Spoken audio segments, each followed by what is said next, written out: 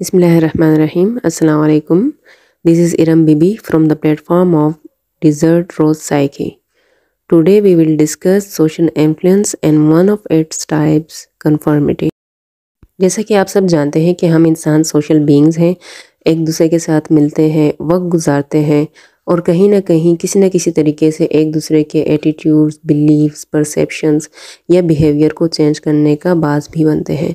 इसी चीज़ को social influence कहा जाता है। सोशल साइकोलॉजिस्ट्स के मुताबिक there are 3 types of social influence: conformity, compliance and obedience. In today presentation we will discuss conformity. Conformity क्या है? जब हम सिर्फ किसी ग्रुप में फिट होने के लिए किसी के बिहेवियर या एटीट्यूड या बिलीव्स को अडॉप्ट करते हैं, यानी उन्हीं की तरह का बिहेवियर हम शो करते हैं, उन्हीं की तरह का एटीट्यूड हम अडॉप्ट करते हैं ताकि हमें उस ग्रुप में, उस स्पेसिफिक ग्रुप में जगह मिल जाए, तो इसे कंफर्मिटी कहते हैं। और कंफर्मिटी हम किसी ग्रुप के प्रेशर में आके करते हैं। वो प्रेशर रियल भी हो सकता है और इमेजिन प्रेशर भी हो सकता है। रियल प्रेशर, फॉर एग्जांपल, एक ग्रुप ऑफ फ्रेंड है, वो सारे फ्रेंड्स स्मोकिंग कर रहे हैं, लेकिन एक इंडिविजुअल उसमें स्मोकिंग नहीं कर रहा। बाकी फ्रेंड्स उसका मजाक उड़ा रहे हैं कि तुम स्मोकिंग नहीं कर रहे या नहीं कर सकते, और वो इंडिविजुअल सिर्फ इस डर से कि कहीं उसको उस ग्रुप से बाहर ना निकाला जाए या उस ग्रुप से बाहर का हिस्सा ना समझा जाए, वो उस ग्रुप का हिस्सा रहने के लिए स्मोकिंग करना शुरू कर देता है। तो ये है रियल प्रेशर की वजह से कंफर्म करना। इमेजिन प्रेशर या एक्सपेक्टेशन की वजह से भी कंफर्म किया जाता है। फॉर एग्जाम्पल, कोई इंडिविजुअल सिर्फ इसलिए कंफर्म करता है क्योंकि सोसाइटी के नॉर्म्स ऐसे हैं, या मेरे पेरेंट्स के मुझसे ये एक्सपेक्टेशंस हैं, या मेरे टीचर्स के मुझसे ये एक्सपेक्टेशंस हैं, या किसी और की ये एक्सपेक्टेशंस हैं।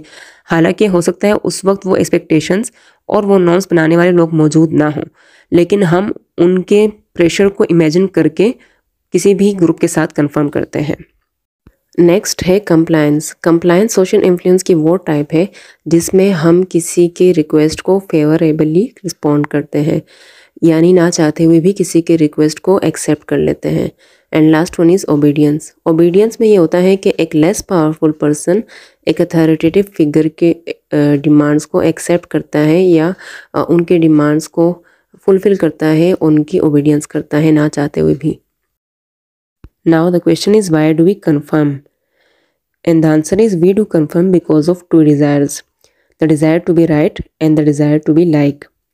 और इन्हीं 2 डिज़ायर्स के बेस पर कंफर्मिटी की 2 टाइप्स बनती हैं। The desire to be right के बेस पर जो टाइप बनती है उसे इंफॉर्मेशनल सोशल इन्फ्लुएंस या इंफॉर्मेशनल कंफर्मिटी कहा जाता है, जिस पर मुजफ्फर शरीफ के एक्सपेरिमेंट्स हैं जो हम अगली स्लाइड्स में डिस्कस करेंगे। The desire to be like के बेस पर जो कंफर्मिटी की टाइप बनती है उसे नॉर्मेटिव सोशल इन्फ्लुएंस या नॉर्मेटिव कंफर्मिटी कहा जाता है, जिस पर सुलेमान ऐश के एक्सपेरिमेंट्स हैं जो हम अगली स्लाइड्स में डिस्कस करेंगे। The desire to be right के बेस पर जो कंफर्मिटी होती है उसे इन्फॉर्मेटिव कंफर्मिटी कहा जाता है, और ये कंफर्मिटी हम ऐसी सिचुएशंस में करते हैं जहां हमें लगे कि हमें सही आंसर नहीं आता या हमें नहीं पता कि किस तरह का रिस्पॉन्स देना इस वक्त मुनासिब होगा या सही होगा। तो ऐसी सिचुएशंस में हम अपने इर्द गिर्द मौजूद लोगों को देखकर उनके बिहेवियर, उनके एटीट्यूड, उनके ओपिनियंस को अडॉप्ट करते हैं और ये सोचते हैं कि अगर उन्हें सही समझा जा रहा है तो हमें भी सही समझा जाएगा। The desire to be like के बेस पर जो कंफर्मिटी होती है उसे नॉर्मेटिव कंफर्मिटी कहा जाता है, और ये हम ऐसे सिचुएशंस में करते हैं जब हमें लगे कि अगर हमने दूसरे लोगों की बनिस्बत मुख्तलिफ राय दी या डिफरेंट बिहेवियर शो किया तो हमें ग्रुप की जानिब से अजीब तरीके से ट्रीट किया जाएगा। तो उस ग्रुप पर अच्छा इंप्रेशन डालने के लिए और ग्रुप के मेंबर्स के हार्श जजमेंट से बचने के लिए, उनके डिसअप्रूवल से बचने के लिए हम नॉर्मेटिव कंफर्मिटी करते हैं। इंफॉर्मेटिव कंफर्मिटी पर मुजफ्फर शरीफ के एक्सपेरिमेंट से आए इन्हें डिस्कस करते हैं। मुजफ्फर शरीफ के किए गए एक्सपेरिमेंट्स को ऑटोकाइनेटिक इफेक्ट एक्सपेरिमेंट्स भी कहा जाता है। इन्होंने सीरीज ऑफ एक्सपेरिमेंट्स किए जिसमें पार्टिसिपेंट्स को डार्क रूम में बिठाया जाता था और उनसे कहा जाता था कि आपने एक डॉट ऑफ लाइट को फोकस करना है कुछ टाइम के लिए। जब हम डार्क रूम में होते हैं और किसी एक डॉट ऑफ लाइट पर ज़्यादा देर के लिए फोकस करते हैं तो कुछ टाइम के बाद वो डॉट ऑफ लाइट हमें मूव होती हुई दिखाई देती है। हालांकि वो स्टैटिक होती है, लेकिन एक इफेक्ट की वजह से वो मूव होती हुई दिखाई देती है और उस इफेक्ट को कहते हैं ऑटोकाइनेटिक इफेक्ट। तो इन पार्टिसिपेंट से जब पूछा जाता कि आपने डॉट ऑफ लाइट को कितने डिस्टेंस तक मूव करते हुए देखा, जब इनसे इंडिविजुअली पूछा गया तो सबके आंसर्स डिफरेंट थे, लेकिन जब ग्रुप में पूछा गया तो ज़्यादातर के आंसर सेम थे। और मुजफ्फर शरीफ के मुताबिक उनके आंसर सेम ज़्यादातर इसलिए थे क्योंकि ये एक एम्बिगुअस सिचुएशन थी, उनके लिए एक मुश्किल सूरत हाल थी, उन्हें नहीं पता था कि सही आंसर क्या था। तो सही आंसर देने के लिए the desire to be right के बेस पर उन्होंने कन्फर्मिटी की और इसको इंफॉर्मेटिव कन्फर्मिटी कहा जाता है। तो ये एक्सपेरिमेंट इंफॉर्मेटिव कन्फर्मिटी की एक एग्जाम्पल है। नॉर्मेटिव कन्फर्मिटी पर सुलेमान एश के एक्सपेरिमेंट है, आइए इन्हें डिस्कस करते हैं। सुलेमान एश ये जानने में इंटरेस्टेड है कि सोशल प्रेशर किसी ग्रुप की तरफ से किसी इंडिविजुअल को कन्फर्मिटी करने पर किस हद तक मजबूर कर सकता है। इसके लिए उन्होंने एक लाइन जजमेंट टास्क दिया अपने पार्टिसिपेंट्स को। उन्होंने किया ये कि वो एक रूम में पार्टिसिपेंट को बिठाते थे, लेकिन साथ में कॉन्फेडरेट्स भी थे। लेकिन पार्टिसिपेंट को ये नहीं पता होता था कि ये कॉन्फेडरेट्स है, वो उन्हें रियल पार्टिसिपेंट ही समझ रहे होते थे।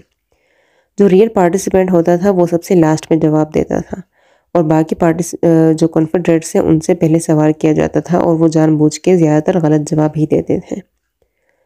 उनसे पूछा जाता था कि आप ये 4 लाइन्स देख रहे हैं, एक तरफ कंपैरिजन लाइन्स है और एक तरफ टारगेट लाइन है।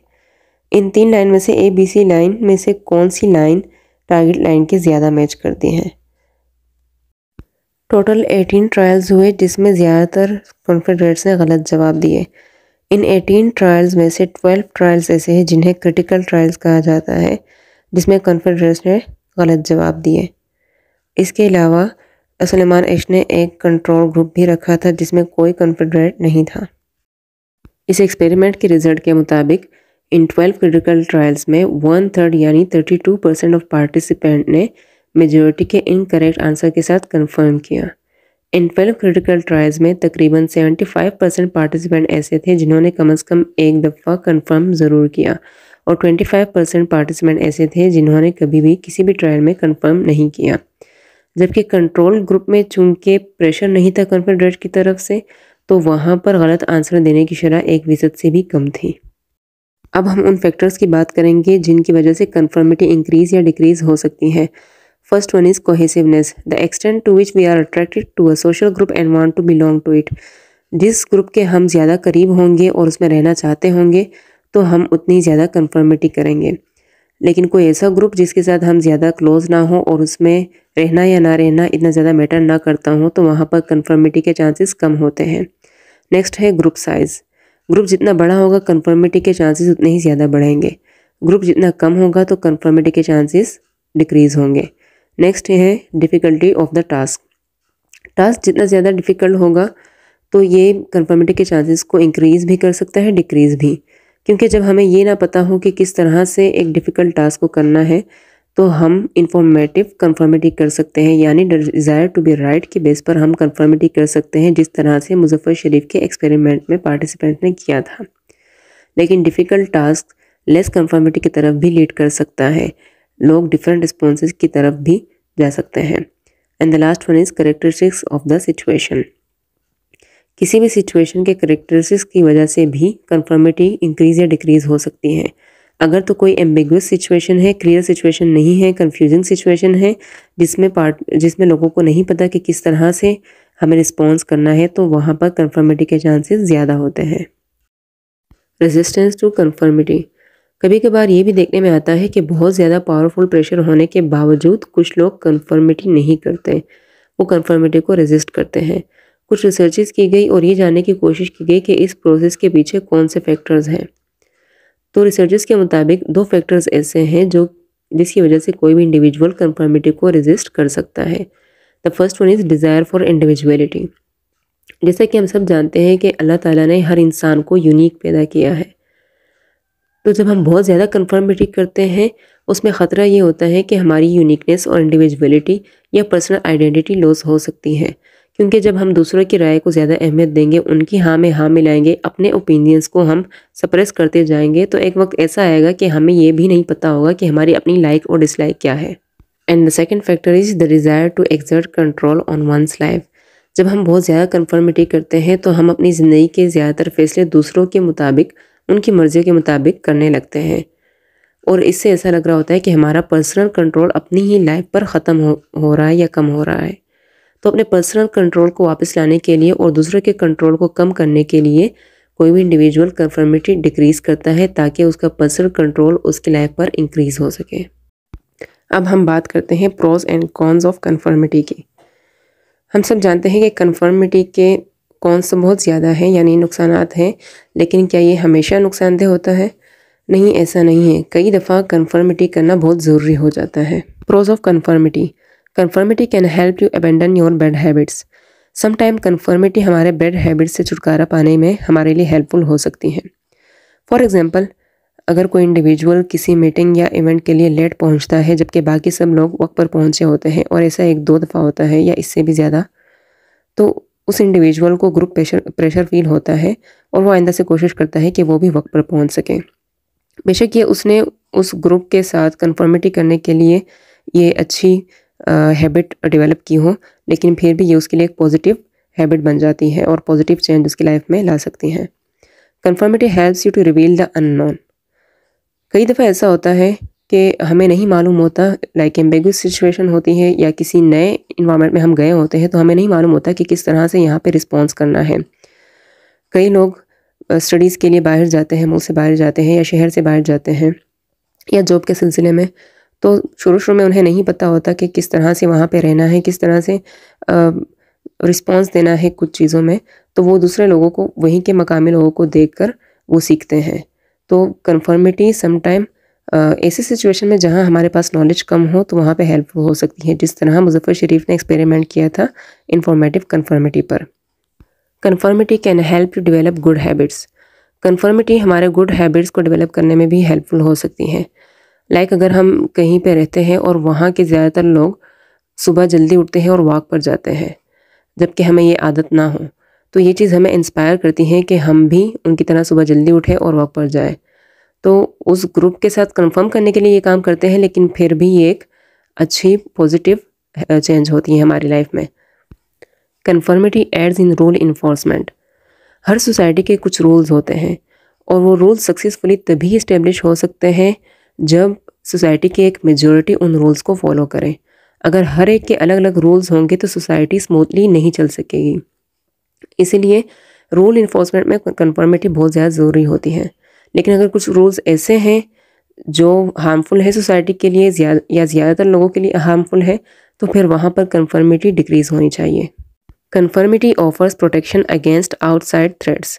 जब हम किसी ग्रुप का हिस्सा होते हैं और उस ग्रुप के साथ कंफर्म कर रहे होते हैं, तो ऐसी सूरत हाल में जब कोई थ्रेट आता है, वो थ्रेट या उसके ख़िलाफ़ हमारी हेल्प के लिए बाकी ग्रुप मेंबर्स मिलके कोई स्ट्रेटेजी बनाते हैं और उस थ्रेट को सारे ग्रुप के अगेंस्ट ही एक थ्रेट समझा जाता है। लेकिन अगर हमने उस ग्रुप के साथ कंफर्म नहीं किया हुआ, अपने ही रूल्स हैं, हमारे ग्रुप के साथ नहीं चल रहे हैं, तो फिर ऐसा कोई भी ख़तरा हमें अकेले फेस करना होता है, ग्रुप हमारे साथ फिर हेल्प नहीं करता। Conformity makes the work easier for everyone. Conformity की वजह से सोसाइटी में हर एक इंडिविजुअल को ये पता होता है कि एक स्पेसिफिक एज ऑफ ग्रुप के लिए या स्पेसिफिक जेंडर के लिए कौन से रोल्स हैं, उनके क्या टास्क हैं और किस सिचुएशन में उन्हें किस तरह का रिस्पॉन्स देना है। जब ये सारी बातें क्लियर हो तो एक सोसाइटी के लिए अपने अपने रोल्स पर काम करना आसान हो जाता है और सोसाइटी का कोई भी गोल सब मिलकर इजीली अचीव कर सकते हैं। अब आते हैं कॉन्स ऑफ कन्फर्मिटी की तरफ। Conformity often hampers personal progress. कई दफ़ा कन्फर्मिटी पर्सनल प्रोग्रेस की राह में रुकावट भी बन सकती है। फॉर एग्जाम्पल, एक ग्रुप ऑफ फ्रेंड्स हैं, उनके एग्ज़ाम करीब है, लेकिन सारे फ्रेंड्स स्टडी के लिए वक्त नहीं निकाल रहे हैं। वो कभी सोशल मीडिया पर एक दूसरे का वक्त ज़ाया कर रहे हैं, कभी वो इधर उधर घूम रहे हैं, कभी यूजलेस गॉसिप कर रहे हैं, लेकिन वो स्टडी को वक्त नहीं दे रहे हैं। जबकि उनमें से एक इंडिविजुअल ऐसा है जो स्टडी कर रहा है और करना चाहता है, लेकिन बाकी ग्रुप मेंबर्स उसका मजाक उड़ाते हैं कि तुम क्या हर वक्त किताबी कीड़ा बने रहते हो। और वो इंडिविजुअल सिर्फ इस डर से कि कहीं उसको उस ग्रुप से बाहर ना निकाला जाए या उसे उस ग्रुप का हिस्सा ही ना समझा जाए, तो वो उस ग्रुप के साथ कन्फर्म करता है और वो अपना नुकसान उठा लेता है। Conformity causes you to lose your identity. इस पर पहले भी बात हो चुकी है। जब हम बहुत ज़्यादा कन्फर्मिटी करते हैं, किसी ग्रुप के साथ बहुत ज़्यादा कन्फर्म करते हैं, तो हमारी पर्सनल आइडेंटिटी के लॉस होने के चांसेस बहुत ज़्यादा हो जाते हैं, क्योंकि हम हर वक्त बाकी ग्रुप मेंबर्स के या बाकी ग्रुप के साथ उनके ओपिनियंस को लेते हैं, उनके एटीट्यूड्स को लेते हैं, और जो हमारी अपनी ओपिनियंस होती हैं, अपनी पर्सनल लाइक्स और डिसलाइक होती हैं, वो कहीं सप्रेस हो जाती हैं और हम अपनी पर्सनल आइडेंटिटी को लॉस कर देते हैं। Conformity does not encourage change in the world. जिस सोसाइटी में बहुत ज़्यादा कन्फर्मिटी हो वहाँ पर कोई बहुत बड़ा चेंज नज़र नहीं आता, क्योंकि वहाँ पर चेंज को इंकरेज ही नहीं किया जाता। Conformity can lead to dependence. जाहिर सी बात है, जब हम किसी ग्रुप के साथ बहुत ज़्यादा कन्फर्म करेंगे तो इसका मतलब होगा कि हम अपनी पर्सनल आइडेंटिटी लॉस कर रहे हैं और अब हम उनके डिपेंडेंट बन गए हैं। हम हर ज़िंदगी के हर मामले में उनकी राय के मोहताज बन गए हैं। हमारे हर एक चीज़ में उनकी राय, उनकी पसंद को जानने की कोशिश करेंगे, तो हम बहुत ज़्यादा डिपेंडेंसी में चले जाते हैं कन्फर्मिटी की वजह से। Conformity often leads to apathy. कई दफ़ा ऐसा होता है कि जिस सोसाइटी में बहुत ज़्यादा कन्फर्मिटी प्रैक्टिस की जाती हों वो लोग एपैथी की तरफ जा सकते हैं। यानी हर एक इंडिविजुअल का ये ख्याल होता है कि ये टास्क मेरा है, मेरा एक स्पेसिफिक टास्क है, इसका एक स्पेसिफिक टास्क है, और ये ख़ास किस्म के जो प्रॉब्लम्स हैं ये किसी और के काम है, ये अथॉरिटेटिव फिगर्स के काम है, वही इनको सॉल्व करेंगे। तो वो आउट ऑफ द बॉक्स सोचने की कोशिश नहीं करते हैं, वरना अगर वो सोचे तो उनके पास भी डिफरेंट आइडियाज़ उन प्रॉब्लम्स के सोल्यूशन के हवाले से आ सकते हैं। बट ये encourages a lack of diversity. जिस सोसाइटी में कन्फर्मिटी बहुत ज़्यादा प्रैक्टिस की जाती हो वहाँ पर लैक ऑफ डाइवर्सिटी भी इंक्रीज़ हो जाती है, क्योंकि कन्फर्मिटी जहाँ बहुत ज़्यादा होगी वहाँ पर लाइक माइंडेड पीपल को आगे आने दिया जाता है कि एक ही किस्म की सोच रखने वाले आगे आएंगे, एक ही किस्म का काम एक ही तरीके से करने वाले आगे आ सकते हैं। और जो लोग आउट ऑफ द बॉक्स सोचते हैं, जो थोड़े डिफरेंट आइडियाज़ के साथ आते हैं, जो थोड़े डिफरेंट तरीके से काम करना चाहते हैं, उन्हें इंकरेज नहीं किया जाता और वो आगे नहीं आ पाते। Conformity can breed people that are not thinkers. Conformity ऐसे लोग प्रोड्यूस करती हैं जो सिर्फ रोबोट होते हैं और वो डीप थिंकर्स नहीं होते या थिंकर्स भी नहीं होते। इसका मतलब ये है, ऐसा नहीं है कि वो सोच नहीं सकते, लेकिन उन्होंने किसी भी ग्रुप के साथ इतना ज़्यादा कन्फर्म किया होता है कि फिर वो सेकंड थॉट के बगैर, किसी भी क्वेश्चन के बगैर ग्रुप के साथ कन्फर्म किए जाते हैं। वो ये नहीं सोचते कि हो सकता है ये रूल ठीक ना हो, इसे चेंज करने की ज़रूरत हो, इसके फ़ायदे कम हैं, नुकसानात ज़्यादा हैं, हो सकता है किसी नए चेंज की ज़रूरत हो। अब सवाल ये बनता है कि अगर कन्फर्मिटी के फ़ायदे भी हैं और नुकसानात भी हैं तो हमें कन्फर्मिस्ट होना चाहिए या नॉन कन्फर्मिस्ट होना चाहिए? And the answer is there is need of balance. There are needs for both conformist and non conformist. There are needs for rules and rule breakers. हर एक सोसाइटी में कन्फर्मिस्ट भी होने चाहिए और नॉन कन्फर्मिस्ट भी, रूल्स ब्रेकर और rules makers भी होने चाहिए, क्योंकि किसी भी सोसाइटी में रूल्स को फॉलो करने के लिए, उन्हें सक्सेसफुली एस्टेब्लिश करने के लिए सोसाइटी की मेजॉरिटी को कन्फर्मिस्ट बन के उन रूल्स को फॉलो करना होता है। लेकिन अगर कोई रूल ऐसा है जिसकी वजह से सोसाइटी को फ़ायदे की बजाय नुकसान ज़्यादा हो रहे हैं तो फिर हमें नॉन कन्फर्मिस्ट बन के रूल ब्रेकर बनना पड़ता है। कन्फर्मिटी विद इन लिमिट अच्छी चीज़ है, लेकिन हर एक के साथ हर वक्त हर ग्रुप के साथ कन्फर्म करना विदाउट एनी सेकेंड थॉट और विदाउट एनी क्वेश्चन, ये बहुत ज़्यादा नुकसानदेह हो सकता है। तो हमें हमारी ज़िंदगी में मुख्तलिफ़ चीज़ों में कभी कन्फर्मिस्ट बनना पड़ता है, कभी नॉन कन्फर्मिस्ट। हम हर वक्त कन्फर्मिस्ट भी नहीं रह सकते और हर वक्त नॉन कन्फर्मिस्ट भी नहीं रह सकते।